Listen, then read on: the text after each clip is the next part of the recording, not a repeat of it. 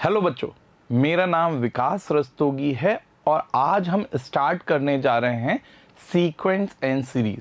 Sequence and series के अंदर आज जो हम पढ़ने जा रहे हैं वो हम अर्थमेटिकल प्रोग्रेशन के बारे में पढ़ने जा रहे हैं। बच्चों, इसे हिंदी में समांतर श्रेणी भी कहते हैं। चलिए स्टार्ट करते हैं अर्थमेटिकल प्रोग्रेशन मीन्स एपी से। ठीक है, देखिए कोई भी मेरी सीक्वेंस जैसे मैंने लिखी 1 3 5 7 डॉट डॉट डॉट, ये जो सीक्वेंस है ये मेरी एपी कहलाएगी बच्चों। कब? जब हम second term minus first term करें, third term minus second term करें, fourth term minus third term करें। अगर मेरे को ये जो डिफरेंस है ये कांस्टेंट मिल रहा है तो इस सीरीज को हम अर्थमेटिकल प्रोग्रेशन या एपी कहते हैं।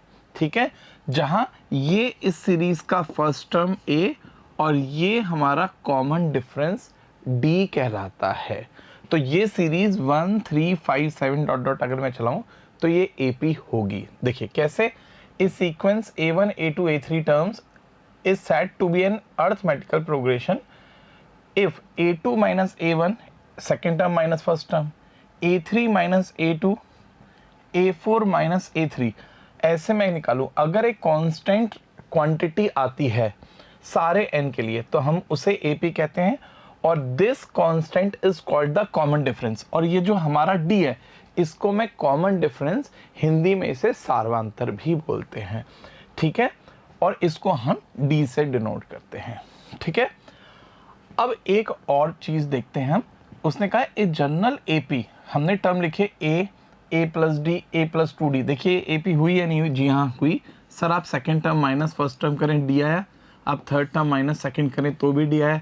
तो ये टर्म एपी में कहलाए। उसने कहा when the terms of an arithmetical sequence are added, जब हम इनको ऐड करते हैं तो उसको हम अर्थमेटिकल सीरीज बोलते हैं। ठीक है, तो अब कुल मिला के हम पे सबसे पहले एपी का जो जनरल टर्म है, व्यापक पद है, वो क्या होगा वो देखते हैं। देखिए हम ये बात कर चुके हैं, फर्स्ट टर्म हमारा ए है, नेक्स्ट टर्म हमारा कॉमन डिफरेंस, फर्स्ट टर्म में अगर हम डी ऐड कर देते तो नेक्स्ट टर्म मिल जाता है ए प्लस डी, एक और डी ऐड कर देंगे तो ये हमारा थर्ड टर्म मिल जाएगा।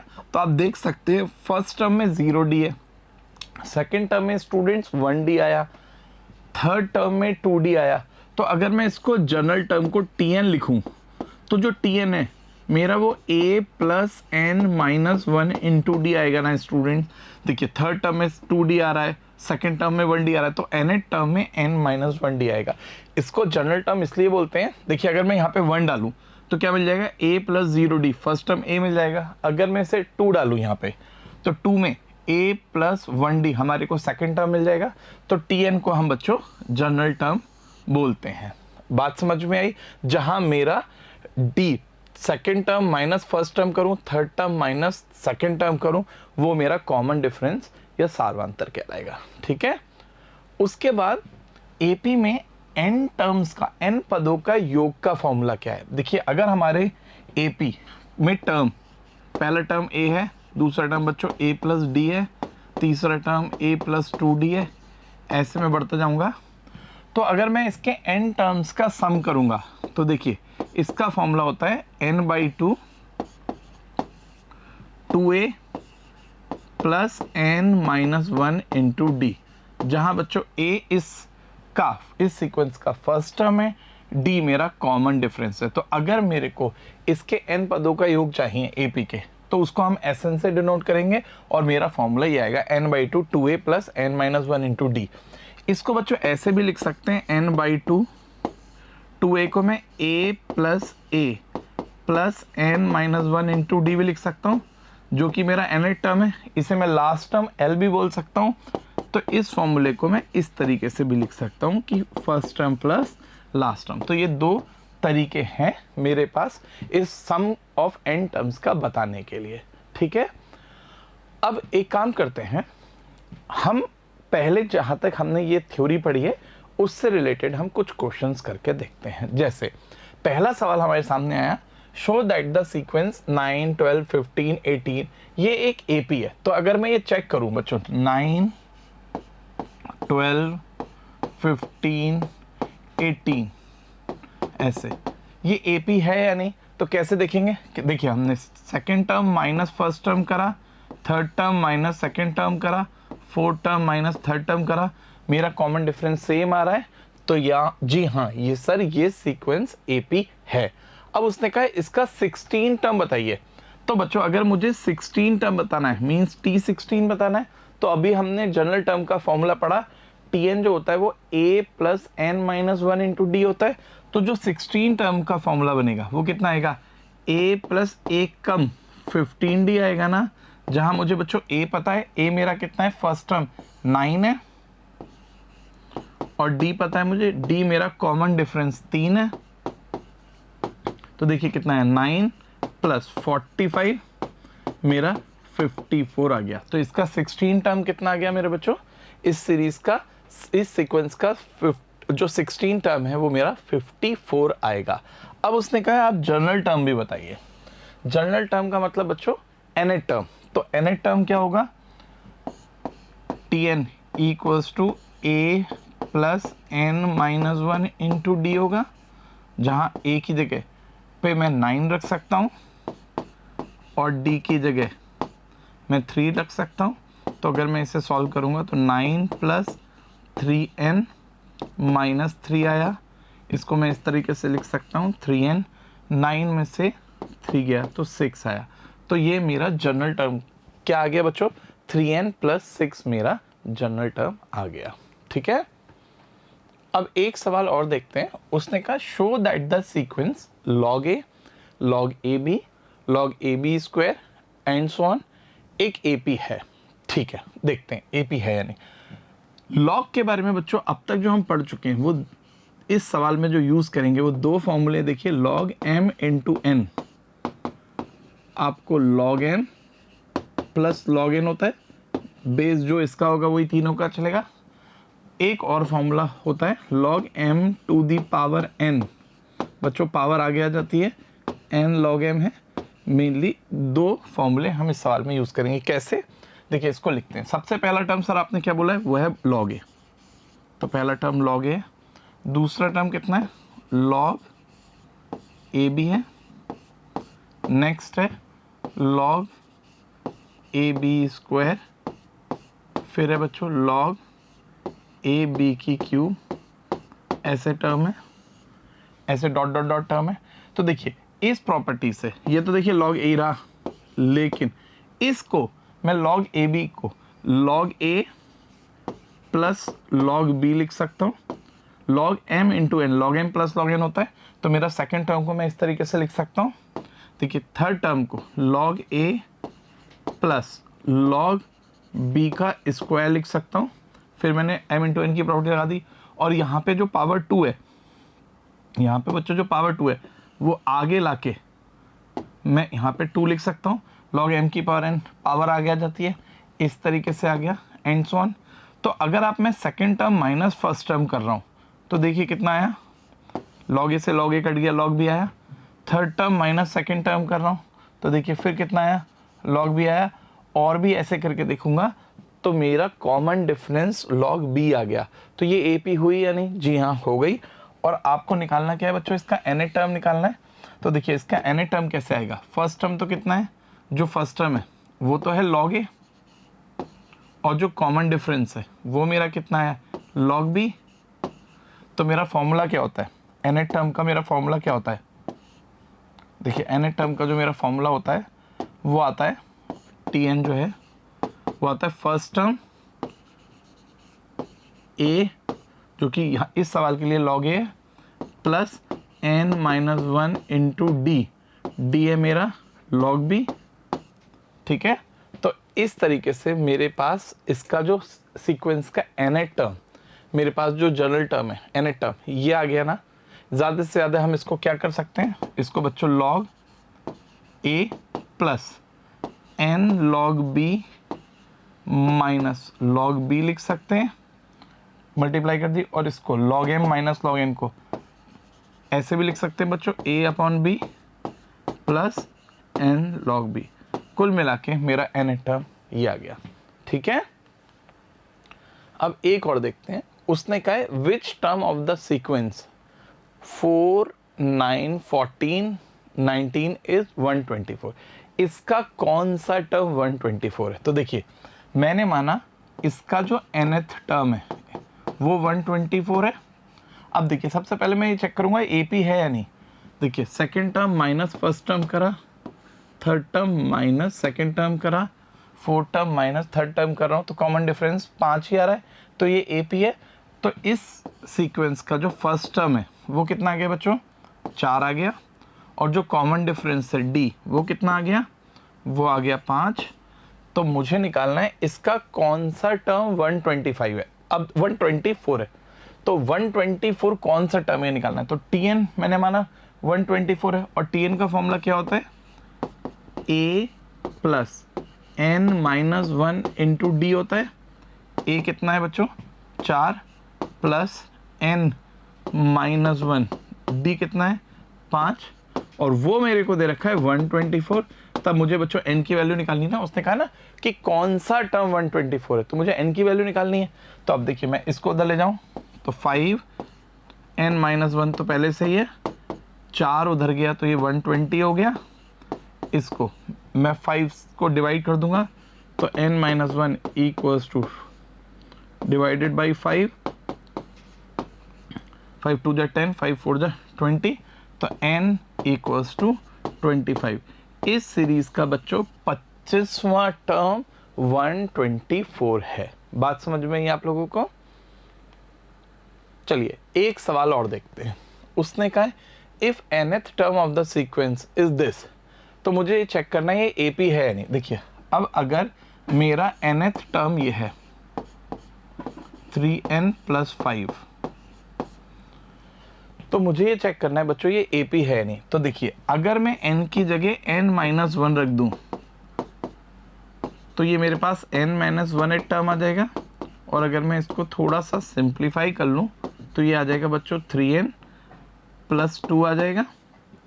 अब देखिए अगर Tn में से Tn माइनस 1 सब्ट्रैक्ट करूंगा तो बच्चों मेरा D आना चाहिए। क्या कर रहा हूँ सर, फोर्थ टर्म में से थर्ड टर्म सब्ट्रैक्ट करो, या फिफ्थ टर्म में से फोर्थ टर्म सब्ट्रैक्ट करो, या नाइन्थ टर्म में से एट्थ टर्म सब्ट्रैक्ट करो, तो मेरा कॉमन डिफरेंस आना चाहिए।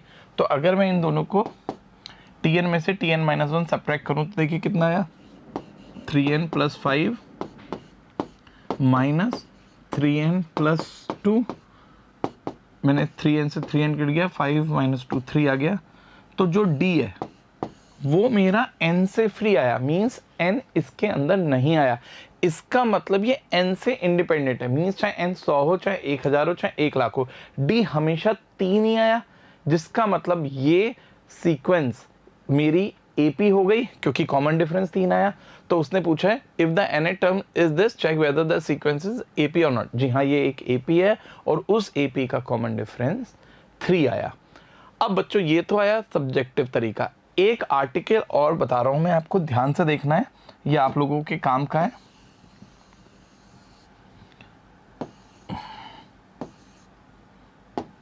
बच्चों अगर nth टर्म कभी भी लीनियर एक्सप्रेशन है, an प्लस बी है, मैक्सिमम पावर 1 है, अगर nth term an plus b है तो वो सीक्वेंस हमेशा AP होगी। और अगर AP है तो सर उसका कॉमन डिफरेंस भी बताओ, और n का जो मेरा कोफिशिएंट है वो हर बार मेरा D आएगा। बात समझ में आई या नहीं। तो अब अगर मैं इसको डायरेक्टली एग्जाम में आता कि अगर nth टर्म ये है और मुझे चेक करना है ये AP है या नहीं, उसका D बताना है, तो हाँ ये AP है और इसका D, n का कोफिशिएंट 3 मेरा बच्चों D आ गया ना, तो मुझे सॉल्व करने की ज़रूरत नहीं है। तो इसको आर्टिकल को आप डायरेक्टली ध्यान रखें, ठीक है। अब एक और करते हैं। उसने कहा Pth, Qth and Rth terms of an AP are A, B, C respectively। तो मुझे शो करना है, इसकी वैल्यू निकालनी है, ठीक है। दिया क्या है बच्चों, देखो Pth टर्म क्या होना चाहिए, Pth term A plus P minus 1 into d होगा। मैंने बच्चों फर्स्ट टर्म को कैपिटल A माना है क्योंकि स्मॉल a मुझे क्वेश्चन में गिवन है। तो अगर फर्स्ट टर्म कैपिटल ए है और डी मेरा कॉमन डिफरेंस है, तो जो पी टर्म का फॉर्मूला है ए plus P minus one into D आएगा, वो उसने कहा है ए है according to sum. Qth term कितना है बच्चों? क्यूएथ टर्म है ए plus Q minus one into D. बच्चों सेम एपी है इसलिए ए और डी मैंने सेम माने हैं। और जो आर एथ टर्म है वो कितना आएगा? A plus are minus one into D equals to C है। आपको ये मेरी बात समझ में आई? अब मुझे वैल्यू निकालनी है A into Q minus are plus B into are minus P plus C into P minus Q की वैल्यू निकालनी है। तो एक काम करें, लेफ्ट हैंड साइड में मैं ए बी सी की वैल्यू डाल दूं। मीन्स क्या करूं, ए की जगह पे ये लिख सकता हूं, तो ये कितना हो जाएगा? A plus P minus one into D के साथ किसकी मल्टीप्लाई हो जाएगी बच्चों? क्यू माइनस आर की। ध्यान से देखिए, ए की वैल्यू मैंने यहाँ पे रख दी, प्लस बी की जगह ये रख दूं, तो A plus Q minus one into D. Students, ये इसकी मैं मल्टीप्लाई आर माइनस पी से करने वाला हूँ, क्योंकि बी की जगह पे मैंने ये रख दिया, और A plus are minus one into D के साथ मैं इंटू सी की जगह पे ये रखने वाला हूँ, करने वाला हूँ पी माइनस क्यू से इंटू। ठीक है, और इसको सॉल्व करके देखते हैं ज़ीरो आता है या नहीं। ठीक है, अब इस कैलकुलेशन को करते कैसे हैं बच्चों? ए वाले टर्म्स एक साथ और डी वाले एक साथ इकट्ठे करते हैं। तो जरा ध्यान से देखिए, ए वाले टर्म इकट्ठे करूँगा तो देखिए ए के साथ क्यू माइनस आर की इंटू है। अगर मैं ए कॉमन ले लूँगा तो यहाँ से बचेगा क्यू माइनस आर, प्लस इस ए की इससे भी इंटू हो और ए कॉमन ले लूँगा तो प्लस आएगा आर माइनस पी, और प्लस इस ए से कॉमन लिया तो आएगा पी माइनस क्यू। अब देखिए डी वाले टर्म इकट्ठे करता हूँ, तो डी के साथ देखिए क्या आएगा? डी के साथ बच्चों पी माइनस वन भी और क्यू माइनस आर भी। देखिए क्यू माइनस आर की इससे भी होनी थी और क्यू माइनस आर की इससे भी होनी थी, तो मैंने डी बाहर निकाला, तो ये आएगा p minus one into Q minus are, plus d बाहर निकाला तो क्या आएगा? Q minus one into are minus P plus are minus one into P minus q, और मैंने डी बाहर ले लिया है। Is that clear? अब ज़रा ध्यान से देखिए, इस Q से ये Q कट गया, इस P से ये P और इस R से R, तो A के साथ तो इंटू ज़ीरो आ गया। अब D वाले मल्टीप्लाई करते हैं। चलिए इसकी इससे करिए, देखिए कितना है बच्चों? PQ minus Q minus PR plus R आया। अब देखिए प्लस QR माइनस R, मैं इसको डायरेक्टली इसके नीचे लिख रहा हूँ, माइनस पी क्यू, देखिए plus q r minus r minus p q और प्लस पी आया। फिर इसकी इससे प्लस के पी आर, देखिए प्लस के पी आर माइनस पी, यहाँ पे लिख देता हूँ minus p, minus q r और प्लस क्यू आया। अब देखिए ये भी बच्चों सारे कट गए, इसका मतलब ए के साथ भी ज़ीरो आ गया, इंटू ए का भी इंटू ज़ीरो के साथ आ गया और डी का भी इंटू ज़ीरो के साथ आ गया, तो मेरा ज़ीरो आंसर आ गया जो कि मुझे लाना था। बात समझ में आई आप लोगों को? ठीक है, अब एक सवाल और देखते हैं। उसने कहा if m times of the mth term is equals to n times of the nth term, तो मुझे m प्लस nth टर्म की वैल्यू ज़ीरो लानी है। चलिए एक बार करके देखते हैं। क्या बोला उसने? If m times of the mth term is equals to n times of the nth term, तो मुझे लाना है m प्लस nth टर्म। तो m प्लस nth टर्म क्या होगा बच्चों? निकाल के रख लेता हूँ। मुझे क्या लाना है? मुझे लाना है a plus m plus n minus one into D लाना है। एक कम होता है ना, m प्लस n में m plus n minus one into D आएगा ना, ये निकालना है। चलिए एक काम करते हैं, इसको सॉल्व करते हैं। m times of the mth term, अब mth term first term a मान लूँ और कॉमन डिफरेंस d मान लूँ, तो mth टर्म क्या आएगा? a plus m minus one into D आएगा बच्चों, और n times of the nth term क्या आएगा? a plus n minus one into D आएगा। बात समझ में आई? अब फिर हम ए वाले सारे एक साथ और डी वाले सारे एक साथ करते हैं। तो ये आया एम ए प्लस, चलिए पहले एक काम करते हैं, इसकी मल्टीप्लाई कर देते हैं। m into m minus one into D equals to n a plus n into n minus one d. अब कर लेते हैं जो मैं बोल रहा था ना ए वाले, तो इसे लिख सकता हूँ m a minus n a plus m square minus m into d minus n square, ये इधर जाके आ जाएगा n square minus n d equals to 0। अब देखिए ए कॉमन ले लूँ तो ये क्या बचा, एम माइनस एन, इधर से मैंने डी कॉमन लिया और 2 डिग्री वाले टर्म्स को एक साथ लिख रहा हूँ, तो ये आया m square minus n square, तो ये आ गया, और माइनस एम प्लस एन ये आ गया इक्वल्स टू 0। बात समझ में आई? तो देखिए ये कितना है, a into m minus n plus d into, इसके फैक्टर करे क्या है, m minus n into m plus n minus one common ले लिया, तो कितना आया, m minus n equals to 0। अब बच्चों m माइनस एन कॉमन ले लिया, अच्छा एक काम करते हैं और लिख लेते हैं, पहले थोड़ा सा और कर लेते हैं, यहाँ से m माइनस एन कॉमन ले लो, तो यहाँ से क्या बचा बच्चों, m plus n minus one equals to 0। अब आप पूरी इक्वेशन को m माइनस एन से डिवाइड कर सकते हो, तो देखिए क्या बचा है, a plus m minus n से डिवाइड कर दिया, ये क्या बचा, m plus n minus one into D equals to 0 आ गया। और देखिए मुझे क्या लाना था, यही लाना था, तो m प्लस एन टर्म मेरा 0 आ गया। बात समझ में आई?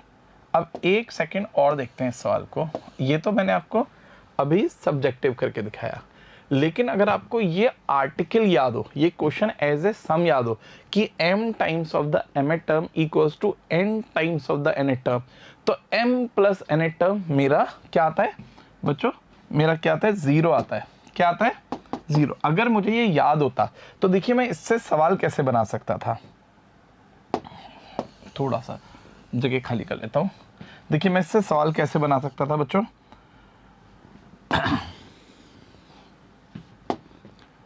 इसी आर्टिकल को देखते हैं। अब अगर हम इसको डायरेक्टली, मुझे ये याद होता तो मैं इसको सवाल कैसे बना सकता था, अगर वो क्वेश्चन कहता 10 times of the 10th term equals to 15 times of the 15 term of an AP है, तो अब देखिए m प्लस एन एट 0 है, तो मैं डायरेक्टली क्या बना सकता हूँ, 10 प्लस 15, इसका 25th टर्म 0 आने वाला है ना। मीन्स इस तरीके से अगर डायरेक्टली अगर क्वेश्चन पूछा जाए एग्जाम में और आपको ये एज ए आर्टिकल याद हो तो आप डायरेक्टली निकाल सकते हैं, फिर आपको सॉल्व करने की जरूरत नहीं है। एक और करके देख लेते हैं, अगर वो ये बोलता 5 times of the 5th term equals to 7 times of the 7th term of same AP, तो बताइए कौन सा टर्म 0 होगा, तो 7 और 5 12वां, तो उस सीरीज का बच्चों 12वां टर्म 0 आएगा ना। तो आप इसको एज ए स्टैंडर्ड रिजल्ट भी याद करके अपनी स्पीड को बढ़ा सकते हैं। ठीक है, चलिए एक और देखते हैं। उसने कहा कि the pth term of an AP is Q and qth term is P, then prove that the nth term is this. चलिए एक काम करते हैं, इसको करके देखते हैं। उसने कहा the pth term is Q, मतलब टीपी बच्चों कितना है, क्यू है, पीएट टर्म बच्चों क्यू है और क्यूएट टर्म पी है, और बच्चों क्यूएट टर्म कितना है, पी है। तो मुझे एनएट टर्म निकालना है। क्या निकालना है मुझे, एनएट टर्म। एनएट टर्म क्या होता है, ए plus n minus one into d, इसकी वैल्यू चाहिए। ठीक है, चलो करते हैं एक बार। मैं मान लेता हूं ये एक एपी है जिसका फर्स्ट टर्म तो स्मॉल है और कॉमन डिफरेंस जो सार्वंतर है मेरा स्मॉल डी है। तो बताइए क्या होगा, इक्वेशन बनाते हैं, a plus P minus one into D equals to q हो जाएगा, और again a plus Q minus one into D equals to p हो जाएगा। दो इक्वेशन दो वेरिएबल, मैं एक को सब्ट्रैक्ट कर दूं तो देखिए अगर मैं सब्ट्रैक्ट करूंगा बच्चों तो a से a कट जाएगा और मैं यहाँ से d कॉमन ले लूँ तो क्या बचेगा p minus one minus q क्योंकि साइन चेंज हो गए और plus one equals to q minus p आ जाएगा बच्चों। तो वन से वन कट गया तो d p minus q equals to q minus p आ गया।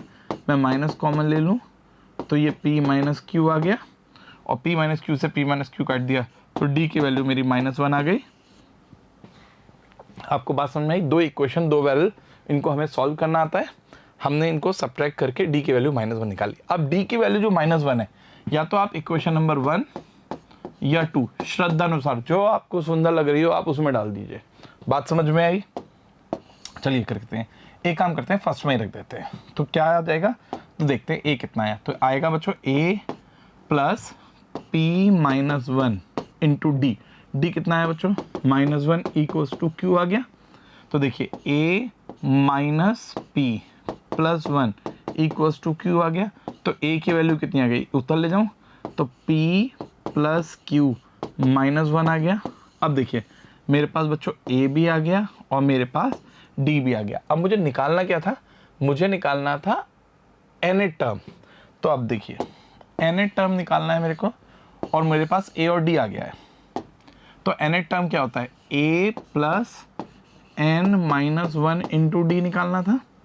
तो a की वैल्यू कितनी आई बच्चों, p plus Q minus one आई और n माइनस वन और d की वैल्यू मेरी माइनस वन आई। तो ये आया p plus Q minus one minus n plus one, cut गया और आंसर आ गया मेरा p plus Q minus n। और मुझे लाना कितना था, जो nth टर्म है वो मेरा p plus Q minus one आ गया। अब देखते हैं एक बार लाना कितना था, मुझे उसने nth term p plus Q minus one ही लाना था। बच्चों ये तो ही सब्जेक्टिव अप्रोच है। मैं फिर कह रहा हूँ, अगर आपको ये क्वेश्चन कि pth टर्म q है और qth टर्म p है, तो जो nth टर्म होता है वो p plus Q minus one, अगर आप इसको प्रैक्टिस से लर्न ही कर लो तो देखो इसका फायदा बताता हूँ मैं आपको क्या होगा। इसका देखिए फायदा क्या होगा, अगर मैं इस सवाल को याद ही कर लेता हूँ, प्रैक्टिस से मुझे ये पता लग गया, तो देखिए मैं सवाल बनाता हूँ इससे, ताकि आप डायरेक्टली कई सवाल हमारे जो एग्जाम में आते हैं वो निकल सकते हैं। कैसे, बस वो स्वैपिंग करना है, पी टर्म क्यू है और क्यू टर्म पी है। तो अगर वो ये बोले किसी एपी का फिफ्थ टर्म तो 7 है, स्वैपिंग चले, और सेवेंथ टर्म उसी एपी का 5 है। तो अब अगर मुझसे वो कहता है 12वां टर्म बताइए, तो देखिए 12वां टर्म क्या आएगा, अगर मैं यहां रख दूं तो p plus Q minus n, 7 और 5 12 माइनस 12 0 आ जाएगा। तो ये मेरा एक सवाल बन गया। अगर मुझे वो कहता है इसका 15वां टर्म बताइए, तो भी मैं डायरेक्टली निकाल लेता, 7 और 5 12 12 माइनस 15 माइनस 3 आ जाता ना, मीन्स मैं डायरेक्टली निकाल सकता हूँ। एक और करके बताता हूँ ताकि आपको रहे, जैसे वो ये कहते किसी एपी का सर 10th टर्म 20 है और 20th टर्म 10 है, तो अब आप इस एपी का कोई भी टर्म निकाल सकते हो। जैसे वो कहता है 30th बताओ, तो आप डायरेक्टली कर सकते थे, sir this plus this minus this 0 आ जाएगा ना। अगर वो कहता 40 बताओ तो क्या आ जाएगा, this plus this 30 minus 40 minus 10 आ जाएगा। तो ये सब्जेक्टिव की तरह से भी कर सकते हैं और प्रैक्टिस करके अगर आप लर्न कर लेते हैं तो आप इससे डायरेक्टली सवाल अगर आ गया तो आप डायरेक्टली बिना सॉल्व करे भी आप निकाल सकते हैं। ठीक है, चलिए एक और करते हैं। उसने कहा mth टर्म 1/n है और nth टर्म 1/m है किसी भी एक ही एपी का, तो मुझे mnth टर्म 1 लाना है। ठीक है, चलिए करके देखते हैं। उसने क्या बोला बच्चों, mth टर्म एक एपी का वो कितना है 1/n, और जो nth टर्म है वो कितना है बच्चों 1/m। ठीक है, तो मुझे निकालना है mnth टर्म। तो mnth टर्म क्या होगा, a plus mn minus 1 into D निकालना है। ठीक है, अब करते हैं एक बार एम एट टर्म, मैं मान लेता हूँ उस एपी का फर्स्ट टर्म स्मॉल ए और कॉमन डिफरेंस डी है। तो क्या आ जाएगा बच्चों, a plus m minus one into D equals to 1/n आ जाएगा। ठीक है, एक और इक्वेशन है एन एट टर्म 1/m है, तो बताइए देखिए क्या आएगा, क्या आएगा बच्चों, a plus n minus one into D equals to 1/m आ जाएगा। अब मैं फिर दो इक्वेशन, दो वेरिएबल सब्ट्रैक्ट कर सकता हूँ। सब्ट्रैक्ट करा तो a से a कट गया, मैंने d कॉमन ले लिया, तो यहाँ से आया बच्चों m माइनस एन डी और यहाँ से आया 1/n माइनस 1/m। मैं एलसीएम ले लूँ mn, तो that will be m minus n से कट गया। तो कुल मिला के अगर मैं इसको ऐसे लिखूँ सॉल्व करने के बाद, तो d की वैल्यू मतलब m minus n d equals to m minus n upon m n आ गया। तो बच्चों m माइनस एन से m माइनस एन कटा, तो कुल मिला के d की वैल्यू कितनी आ गई, 1/mn आ गई। अब हम पहले ही बात कर चुके हैं, अगर d की वैल्यू मेरी जो भी आई है वो इक्वेशन नंबर 1 या 2 जो आपको अच्छी लग रही है उसमें डाल दीजिए। चलिए मैं फर्स्ट में डाल देता हूँ, तो a plus m minus one into D कितना आया बच्चों, 1/mn आया इक्वल्स टू 1/n। सॉल्व कर लेते हैं, तो ये a प्लस इससे ये कटा 1/n minus 1/mn equals to 1/n आ गया, इससे ये कट गया। तो a की वैल्यू कितनी आ गई, a की वैल्यू भी 1/mn आ गई।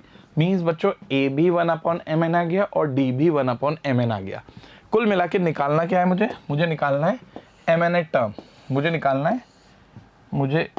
है a plus mn minus one into D निकालना है। अब देखिए मैं a की वैल्यू भी रख सकता हूँ 1/mn प्लस मैं d की वैल्यू भी बच्चों 1/mn रख सकता हूँ।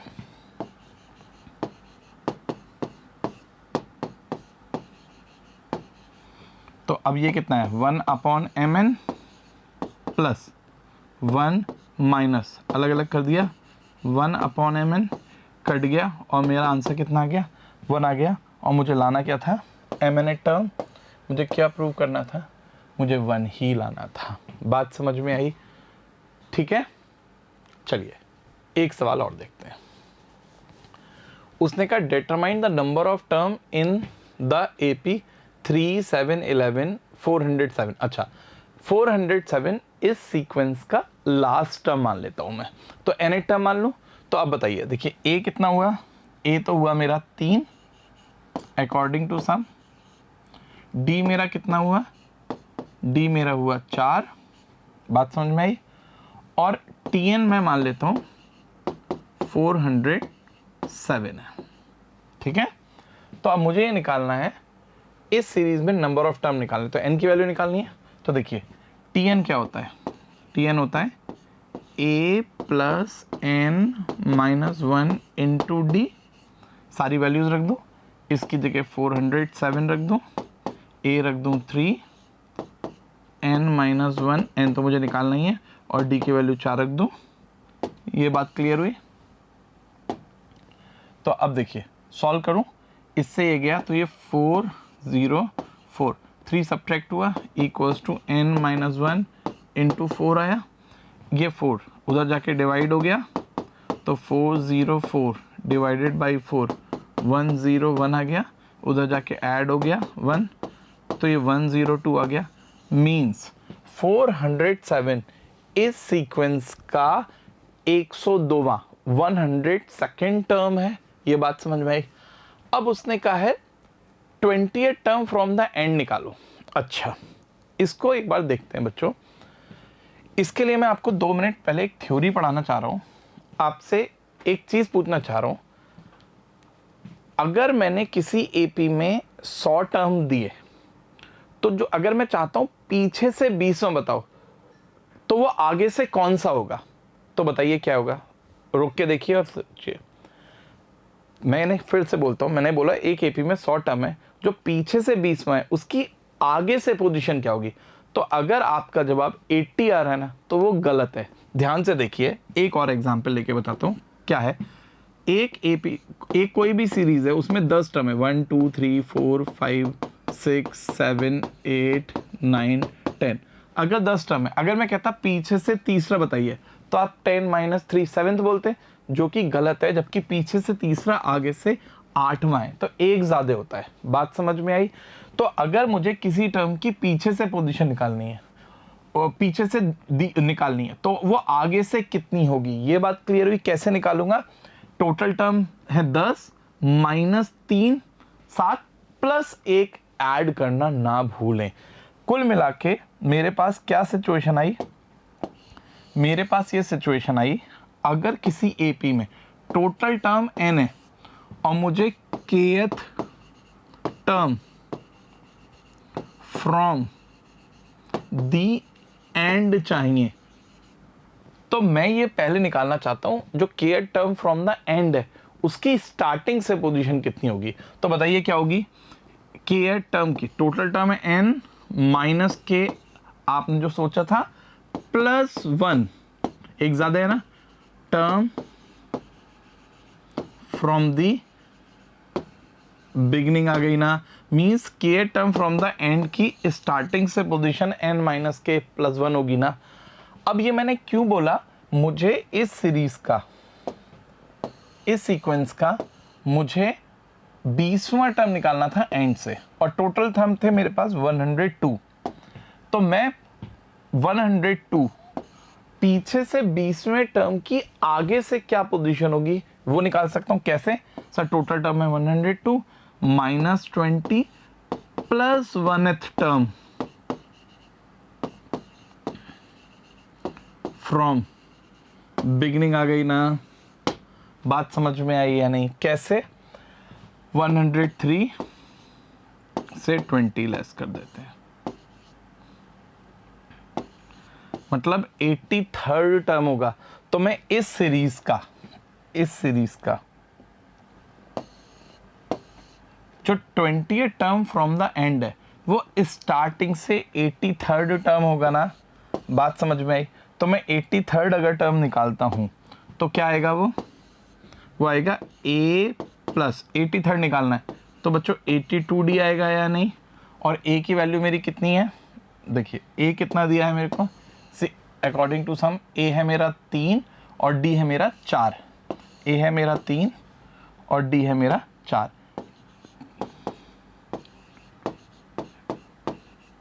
बात समझ में आई? तो ये कितना आया? मल्टीप्लाई कर दिया, 4 2 जा 8, 8 चौक 32, जोड़ दिया 8 और 3 11, तो 331st होगा। मीन्स जो पीछे से, क्या सवाल था? उसने कहा है इस सीरीज का जिसका 407 लास्ट टर्म है, 20th term from the end कितना आएगा मेरे बच्चों? 20th term from the end 331 आ जाएगा ना। बात क्लियर हुई? अब एक सवाल और देखते हैं। उसने कहा है how many numbers of 2 digit are divisible by 7। ऐसे कितने नंबर्स होते हैं 2 डिजिट के जो डिविजिबल बाई 7 होते हैं। तो देखिए अगर डिविजिबल बाई 7 देखना है तो सबसे पहले 2 डिजिट का नंबर डिविजिबल बाई 7 क्या होता होगा? वो स्टार्टिंग में 14 होता होगा, क्योंकि इससे छोटा 2 डिजिट का नंबर नहीं होता जो 7 का डिविजिबल है। और उसने कहा 2 डिजिट ही है। और अब अगर आप सबसे बड़ा नंबर देखेंगे तो वो कितना आएगा बच्चों? वो 98। देखिए डिवाइड करके देखिए, 7 एकम 7, कितने बच्चे? 2, 7 चौक 28। बात समझ में आई? तो मैंने सबसे पहले 2 डिजिट का सबसे छोटा नंबर ले लिया, उसके बाद 21 आएगा, ऐसे चलती जाएगी ना सीरीज। और जो उस सीरीज का सबसे बड़ा नंबर होगा 2 डिजिट का वो 98 होगा। तो उसने कहा how many numbers are there. तो मैं ये देख लूँ यहाँ से यहाँ तक कितने नंबर है, तो मैं इसको nth टर्म मान लूँ। तो देखिए tn तो मैं मान लूँ 98 हो गया मेरा। फर्स्ट टर्म बच्चों में 14 मान लूँ, और कॉमन डिफरेंस मेरा 7 हो गया। तो मुझे n की वैल्यू निकालनी है। तो देखिए क्या रखूँ, tn equals to a plus n minus 1 into d कर लूँ।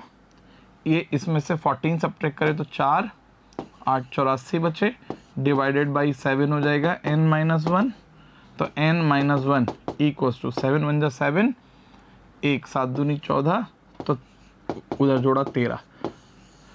तो 2 डिजिट के डिविजल बाई 7 कितने नंबर होंगे बच्चों? ऐसे 13 नंबर होंगे 2 डिजिट के जो 7 से डिवाइड हो सकते होंगे। ठीक है,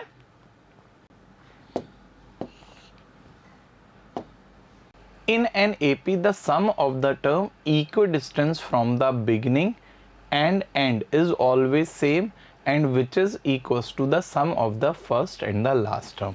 मीन्स मुझे इस सवाल में क्या करना है, कोई भी AP होगी उसमें स्टार्टिंग से फर्स्ट टर्म और एंड से फर्स्ट टर्म, स्टार्टिंग से सेकंड टर्म और एंड से सेकंड टर्म का सम अगर मैं निकालूंगा तो वो हमेशा सेम आएगा और वो फर्स्ट टर्म और लास्ट टर्म के सम के इक्वली आएगा। तो बच्चों इसको करने के लिए मैं एक जनरल मेथड इस्तेमाल करता हूँ। मैं मानता हूँ के टर्म फ्रॉम द बिगिनिंग ले लूँ और के टर्म फ्रॉम द एंड ले लूँ, जहाँ के की वैल्यू 1 2 3 4 कुछ भी रख सकते हैं। चलिए करते हैं एक बार। देखिए मैं क्या करूँगा, मैं करूँगा kth term from beginning plus kth term from and. तो अब देखिए kth term from the beginning तो इस ठीक है, kth term from the end अगर उस सीरीज में n टर्म्स आएंगे तो जो kth term from the end है उसकी स्टार्टिंग से पोजीशन क्या होगी बच्चों? n total terms minus k plus 1th term from the beginning होगी ना। हम ये बात कर चुके हैं पहले कि हमें अगर के टर्म फ्रॉम द एंड निकालना होता है और टोटल टर्म n होते हैं तो हमारी जो के टर्म फ्रॉम द एंड की पोजीशन स्टार्टिंग से n माइनस के प्लस 1th टर्म होगी। अब देखिए स्टार्ट कर देते हैं। के टर्म फ्रॉम द बिगिनिंग हम फर्स्ट टर्म a और कॉमन डिफरेंस d ही मान लेते हैं, तो के टर्म फ्रॉम द बिगिनिंग क्या होगा? a प्लस के माइनस 1 इंटू डी, और के टर्म फ्रॉम द एंड की स्टार्टिंग से ये पोजीशन होगी, तो फिर लिख लेते हैं a प्लस एन माइनस के प्लस 1 माइनस 1 डी। अब देखिए ये कट गया तो ये एक a ये वाला, एक a ये वाला आ गया, प्लस हम d कॉमन ले लेते हैं तो यहाँ से क्या बचेगा बच्चों? n माइनस के प्लस के माइनस 1 आ गया, फिर k से k कट गया तो ये आ गया a plus n minus 1 into d, जिसे मैं लास्ट टर्म भी कह सकता हूँ। तो ये हमारा first term plus last term के सम के इक्वल आ गया। ठीक है बच्चों, आज के लिए इतना ही रखते हैं। Thank you.